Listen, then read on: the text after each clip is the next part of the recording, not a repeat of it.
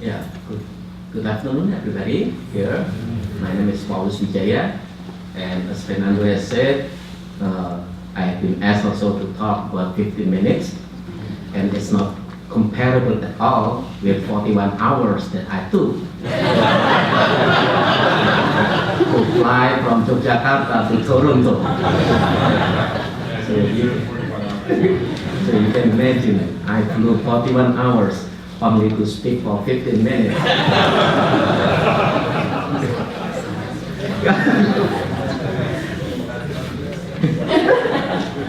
The topic that I've been asked to talk is about the inter-ethnic and inter-religious reconciliation. And I take the risk to speak about these two interchangeably, between inter-ethnic. I do not know what is this song. I take the risk to talk about the inter-ethnic and inter-religious interchangeably because yes, there are some differences between the two kinds of conflict, and yet there are also so many commonalities between these two kinds of conflicts. So I would like to start by asking a question: what is the problem? And I would draw from the Indonesian experience. I think the problem is not on the ethnicity or religion itself, but it is in the social construction of violence. Because I do not believe that somebody does violence to others just because the others have different ethnicity or different religion. So I think that it is a myth to say something like that. That I believe that it is more on the social construction of violence. And this social construction of violence is very true because if we imagine that people are in conflict between each other just because they have different ethnicities or different religions, then you can imagine that each group of people will tend to hide in their own enclave, and then there is no society at all. But the fact shows that that is not the case. Society still exists. So meaning that people do not kill each other just because they have different ethnicity or different religion, but there is a social setup that makes those people to kill each other. That is my thesis. So the social construction of violence is not related to primary primordialism, but to a secondary one. So each of us is born in a primordial community. That is true, and it is natural. And yet, when we claim that our group is superior compared to the other groups, that is what I call secondary primordialism, and that is dangerous because that secondary primordialism that encourages us to eliminate the others, and it is intentional. And it also corrupts our heart and mind. So we starting to narrate or to tell stories about conflict. We choose a special particular traumas, and we generate it from generation to generation so that people keep remembering about the conflict. So it is intentional. It is not just happen, but it is intentional. And the social construction of violence then will make us exclude each other. We do not embrace each other, but we tend to eliminate each other. And this social construction of violence, in my experience in Indonesia, becomes stronger when it gets a religious legitimation. And this is very interesting. My late professor, James McClendon Jr., said that what he called with the phrase, "this is dead." So when he is saying that, he is encouraging us, the Christian community, to remember the early Christian communities, and that our communities should become like that. So this is dead, so that we model the early Christian communities. But in Indonesia, it's very interesting that this kind of phrase becomes a religious legitimation that brings people into conflict. And I think the problem is depending on the death here, because what we mean by the death, because this death is the imagined community. what we imagine about our community is, and this kind of community, it becomes conservative term. Finally, I can explain later here what I mean. Among the Muslim, just a moment. So among the Muslims in Indonesia, the dead, this is dead. So our community is dead, and what they mean by dead is the Middle East Islamic countries, especially the Saudi Arabian and the Palestine. So this is dead. So they imagine that the community in Indonesia, the Muslim community, becomes like the Saudi Arabian, and the Muhammad ibn Abdul Wahab becomes the prominent figure in the imagined community. And this is the person who created the Wahhabi purification movement, and he also established the first Saudi Arabian state. So the radical Muslims imagining themselves to become like that, like the Wahhabi movement that brings the purification in society. Whereas for the Christians, on the other hand, so it's very interesting that in the beginning, previously, the Christians in Indonesia look at the Netherlands as their imagined community. We would like them, and therefore you can see in the church the Dutch languages are still used, and many Dutch terms were also used in the church. But then it moves to USA as the imagined community, and now it is Israel. That is the imagined community. So people like to become like Israel, the Christian churches in Indonesia. And so now when the Christians gather together, they will shout it, Shalom, Shalom, because that is the greetings, the Christian greetings. They would like to pretend something like Israel. And Jesus is called Yeshua HaMashiach. It's not Jesus Christ, but Yeshua HaMashiach. That is the term that is used. And God is called Yahweh. It's not God, because they said no. He has a name, that is Yahweh. So the Christian becomes like Israel, and the Muslim becomes like the Saudi Arabian. And it is very interesting that among the Christians that it is not Moses who become the figure, the prominent figure, but Joseph and David. That is the prominent figure among the Christian communities. It is very interesting for me because who they pick up as the prominent figure is not the religious figure, but the political figure. So Joseph, he is a minority, and yet he becomes, and he could have a very high position in the government, as well as David.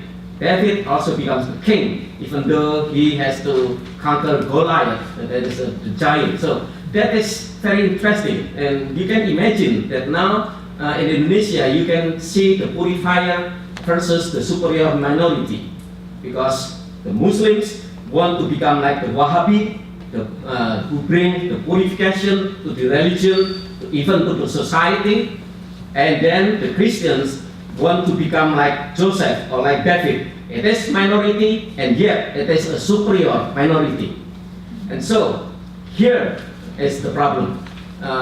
Miroslav, my professor, said that exclusion can happen in 4 forms: in elimination, assimilation, domination, or distancing.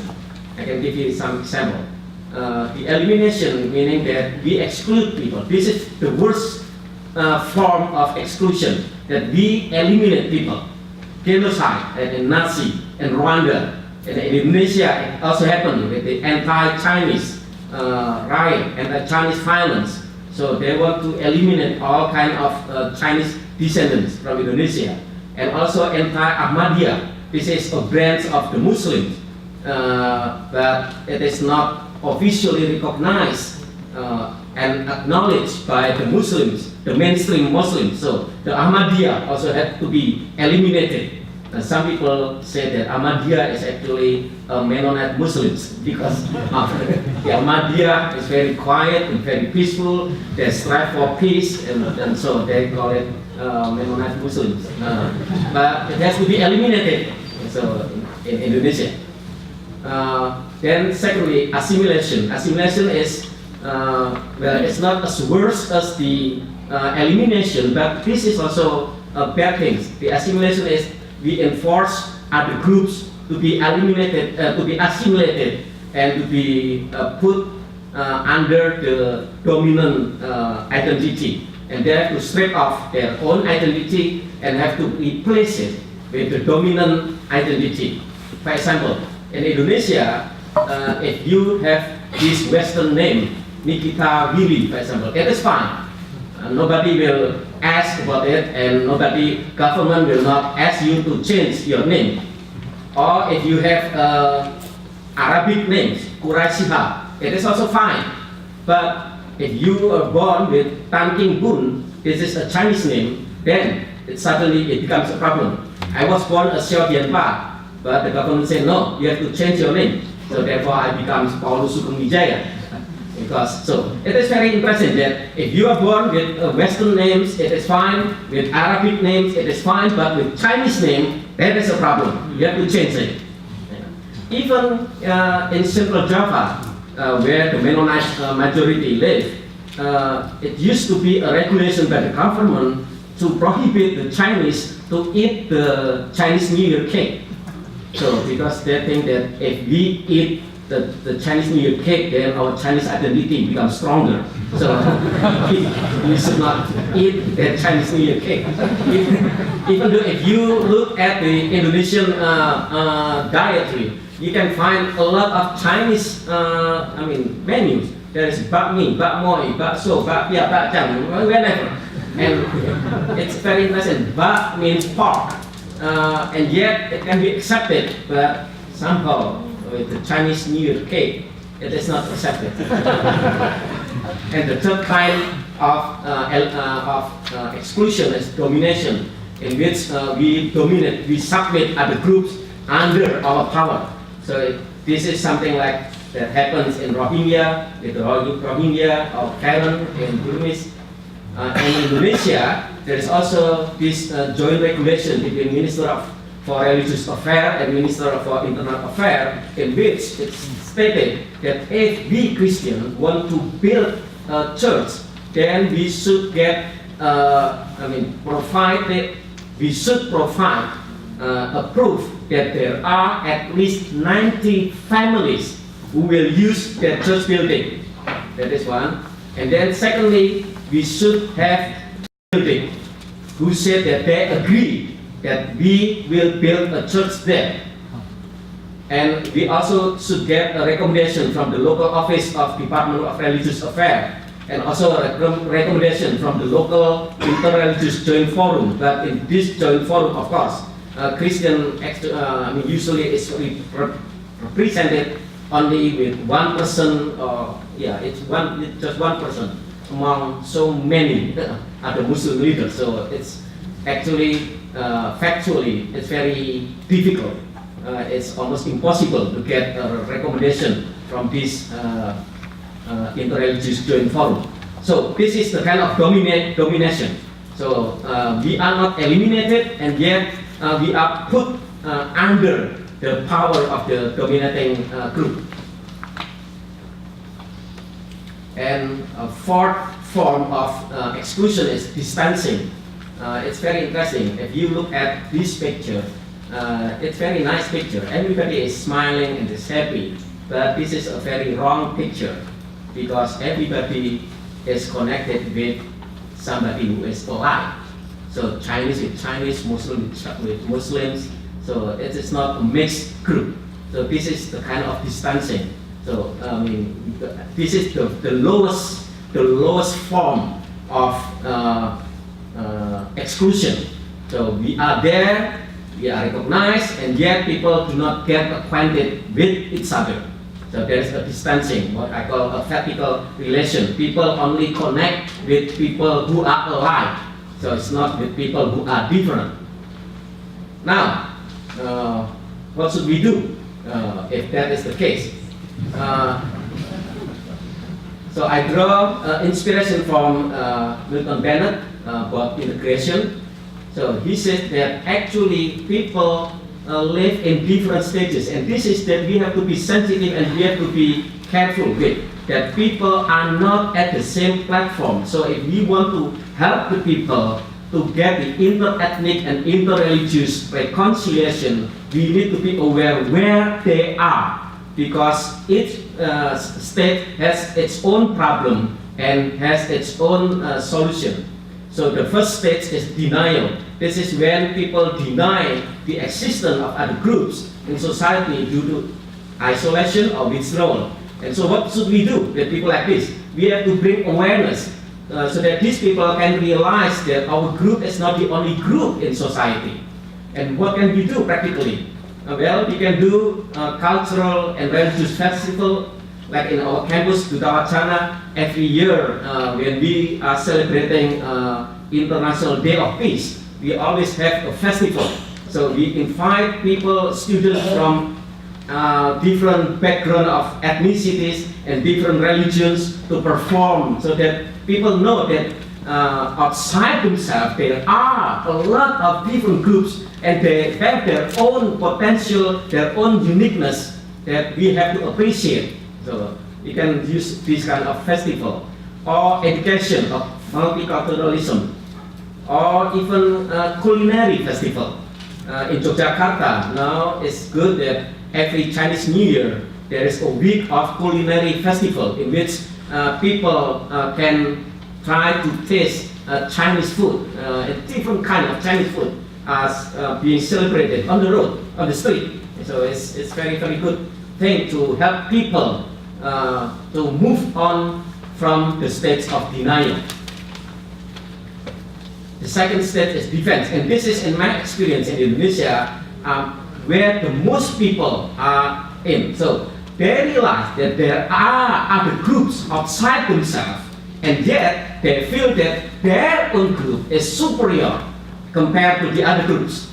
So they are not aware of other people. Yes, they are aware, and yet they feel that our group is superior.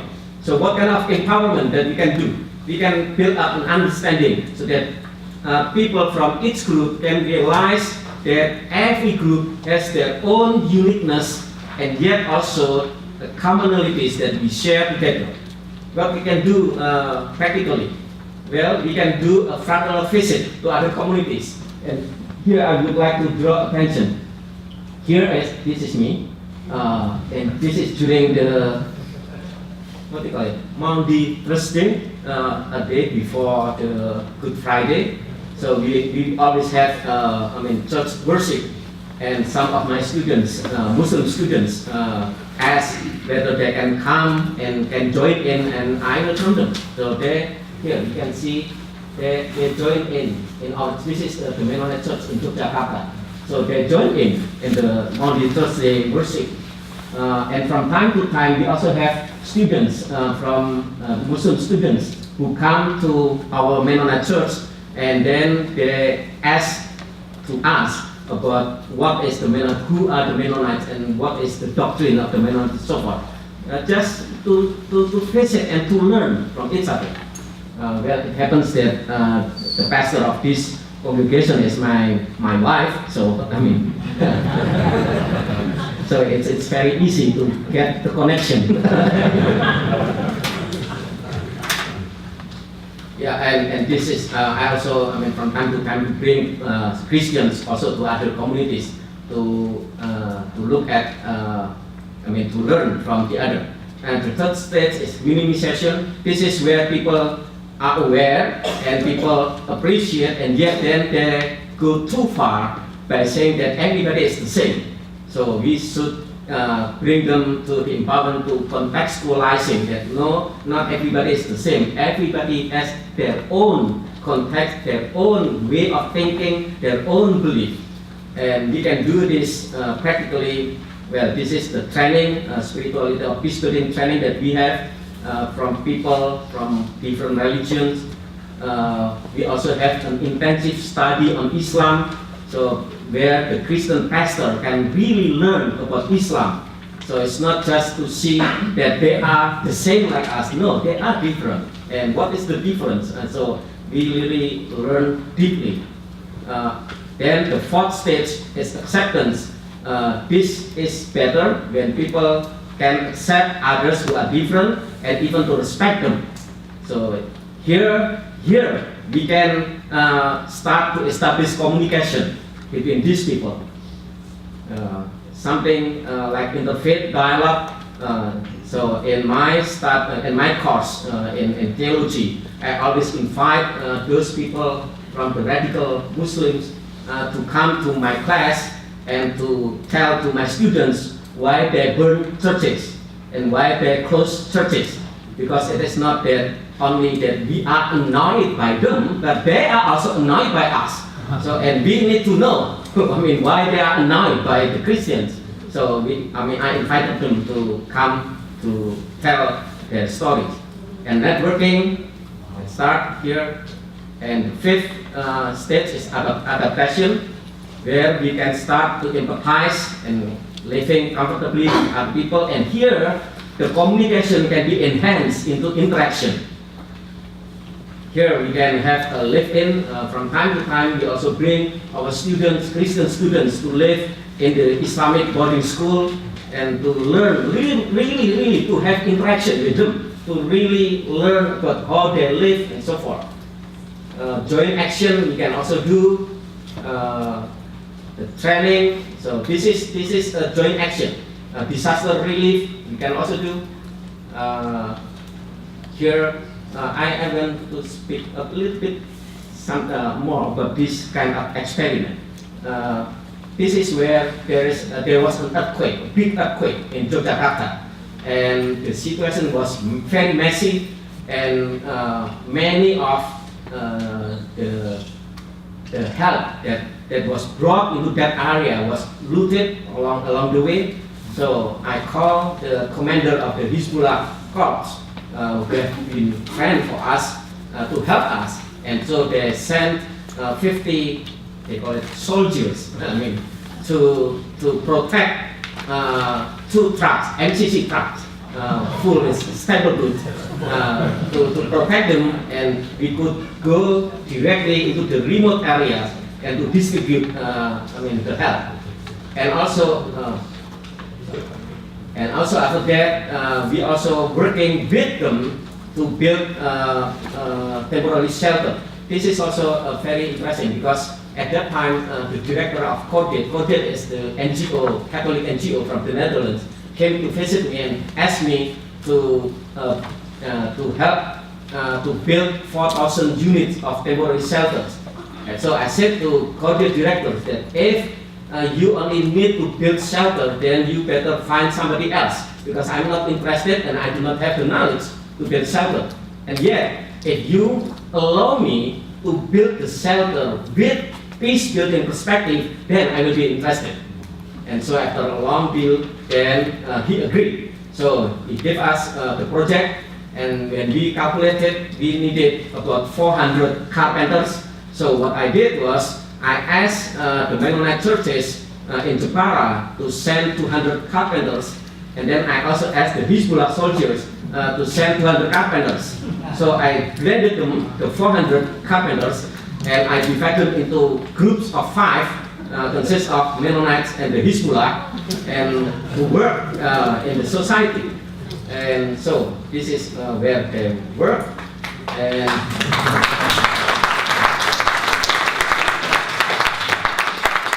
this is the shelter that they built. It's very nice. Shelter actually. I really would like one. And also, finally, this is also when we want to have a joint action very seriously, quickly. So Duta Wacana Christian University also built up a consortium for PhD program. This is in international programs. So consists of Duta Wacana Christian University, Gajah Mada Public University, and Sunan Kalijogo Islamic State University. So the 3 of us joined together, we built up this PhD program. And this person now becomes the Minister of Cabinet Secretary of the nation. He used to be the president of the Gajah Mada Public University. I jumped up cursor here. Well, just put here. And just what I would like to stress is that, as I said, that when we are having a people, we cannot jump where people usually, the first one is denial, and we want to bring them into integration, right? But not everybody is at the same level. That's why I said that we have to be very careful and we have to be very sensitive. We have to know where the people are, and then for each stage we have different kind of empowerment. So when the people is in the stage of denial, then we bring awareness. If the people that we are having is on the stage of defense, then we bring understanding about the uniqueness and commonalities of other people. When the people are going too far into minimization, then we have to bring them into contextualizing so that they know exactly how the other people are thinking and feeling and believing. And when the people are in the state of acceptance, we can bring them communication. This is where many people quite wrongly in doing this, that interfaith dialogue is done, too soon. When people are still in the state of defense, then we are having interfaith dialogue, and it's useless because it will turn the dialogue become a disaster. Yeah. Because people are not respecting each other, and so they are only yelling and blaming and cursing other groups. So we have to be very, very careful. Interfaith dialogue is good, and yet people have to be ready for that. So if they're already in the state of acceptance, yes, we can do interfaith dialogue. And even if people can adapting to other people, can start respecting other people, then we can build up interaction. And finally, we can have this is the final stage, integration, in which people can respect other people, and we can freely and feel comfortable to go in and out from one particular group to another particular group. I do not have a problem to live among the Muslims, among the Buddhists, among the Confucians, whatever, because I already know the reference. And we have already frames of reference. Yeah, so that's it. Thank you very much.